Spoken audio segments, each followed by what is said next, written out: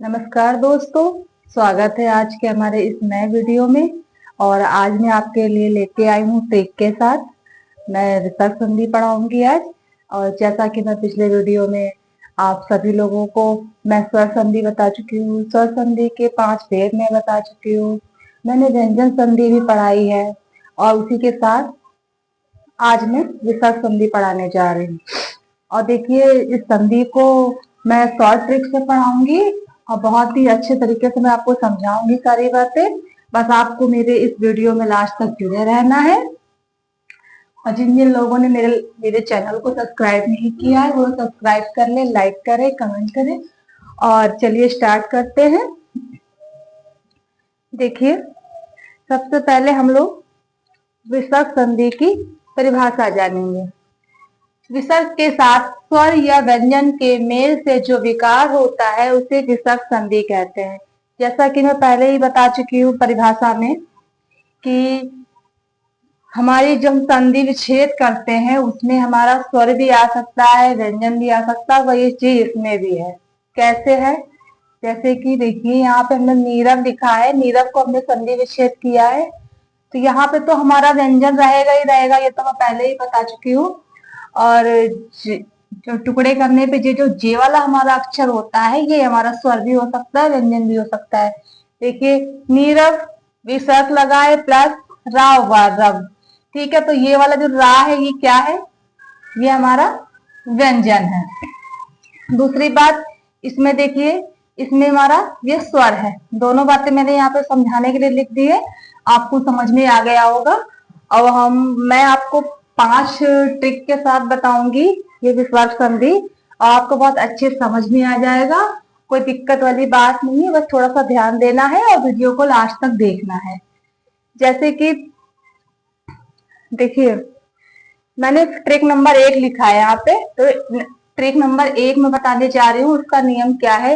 यदि आधा श, आधा स, आधा सा के बाद आयो अघोष व्यंजन पहला और दूसरा आए तो आधा शाह आधा शाह आधा सा के स्थान पर विसर्ग होगा।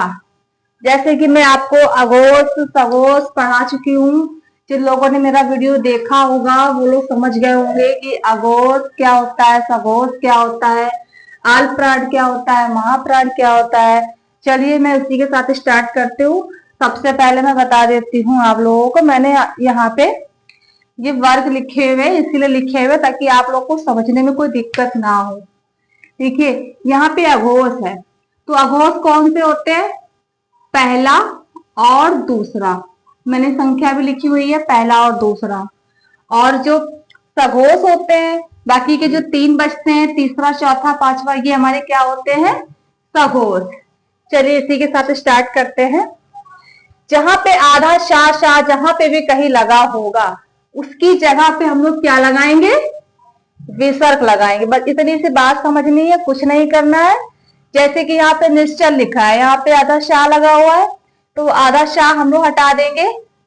हटा दिया, फिर क्या हो गया? नी के साथ क्या लगा दिया? विसर्ग प्लस, और पीछे वाला जो है ये पूरा सेम वही रहेगा। क्लियर हुआ? तो निश्चल हो गया, ठीक है। फिर दूसरा है निष्ठुर। इसमें भी आधा शाह लगा हुआ है, इसको हमने हटा दिया। इसकी जगह पे क्या लगा दिया? विसर्ग। नी विसर्ग प्लस और पीछे वाला ठुर, ये चीज सेम रहेगी।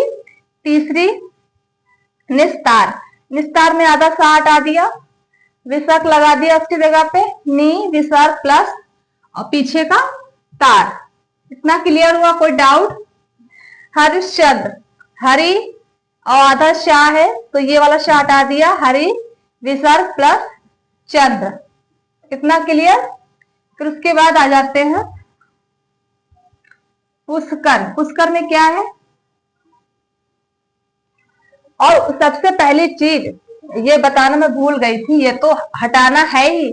उसके साथ में यदि आधा सा के बाद अघोष व्यंजन आए, जैसे कि यहाँ पे आधा शाह लगा हुआ है, यहाँ पे ये चा क्या है? चा हमारा अघोष है।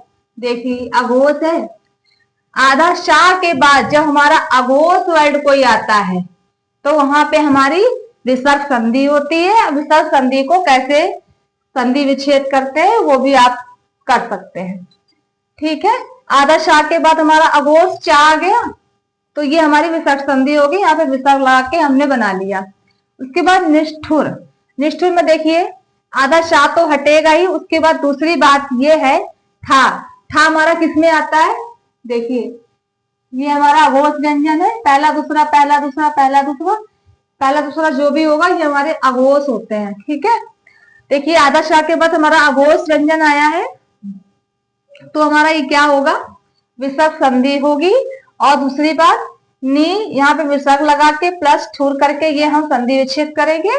और तीसरा है नी आधा सा निस्तार। यहाँ पे देखिए ता क्या है, आधे सा के बाद ता क्या है, देखिए ये रहा ता, ये हमारा क्या है अघोष। तो हमने पहचान लिया ये हमारी विसर्ग संधि है। तो हम इसको संधि विच्छेद कैसे करेंगे, नी विसर्ग प्लस तार, पीछे का तार वही रहेगा, पूरा निस्तार हमने कर लिया है और संधि विच्छेद हो गया है। हमने पहचान लिया कि ये हमारी विसर्ग संधि है। दूसरी चीज हरिश्चंद्र। हरि और आधा शाह तो हटेगा हटेगा, आधे शाह के बाद हमारा क्या है चा। चा हमारा किसमें आता है, अघोष में। तो ये क्या हो गया, हरि विसर्ग प्लस चंद्र, हरिश्चंद्र। अब पुष्कर में वही सेम बात है, आधा सा तो हटेगा हटेगा। दूसरी बात हमें अघोष देखना है, यहाँ पे अघोष है कि क्या है, तो अघोष हमारा का है, का हमारा अघोष है। तो पू विसर्ग लगा के प्लस कर। पहला नियम हमारा क्लियर हो गया, कोई डाउट होना चाहिए, सारी चीजें समझ में आ रही होंगी।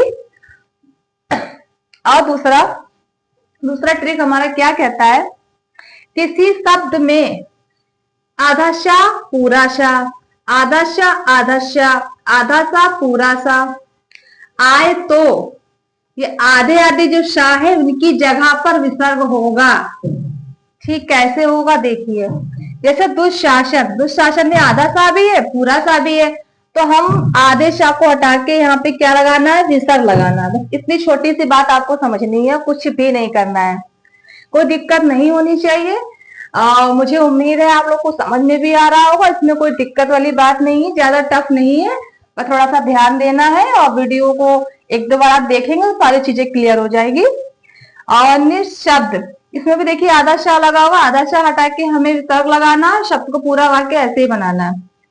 उसके बाद निस्संदेह, आधा शाह हटा के हमने क्या लगा दिया, नी विसर्ग लगा दिया हम लोगों ने प्लस संदेह, पीछे वाला हिस्सा वही रहेगा, संदेह हो गया।